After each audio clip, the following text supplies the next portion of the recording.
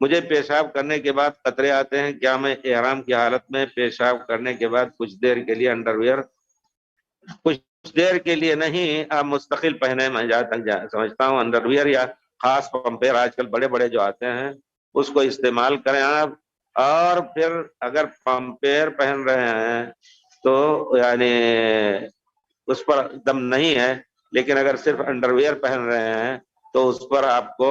3 فدیہ میں سے ایک فدیہ، صدقۃ صیام اور صدقۃ نسک، 3 دن کے روزے رکھنے ہیں، یا 6 مسکین کو کھانا کھلانا ہے، یا ایک بکرا ذبح کرنا، اختیار ہے. تو آپ یہی کر لیں تاکہ کپڑے میں سے باہر پیشاب نہ جائے. سے پمپیر اگر پہن رہے چھوٹا سا تو اس پہ ہمارے خیال سے انشاءاللہ نہیں ہے، لیکن اگر سلا ہوا کپڑا پہن رہے ہیں سروال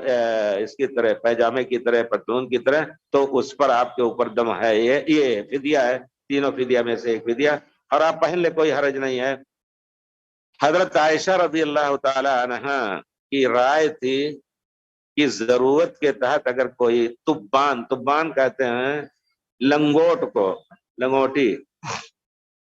ان کے ساتھ جو خادم ہوتے تھے اونٹوں کو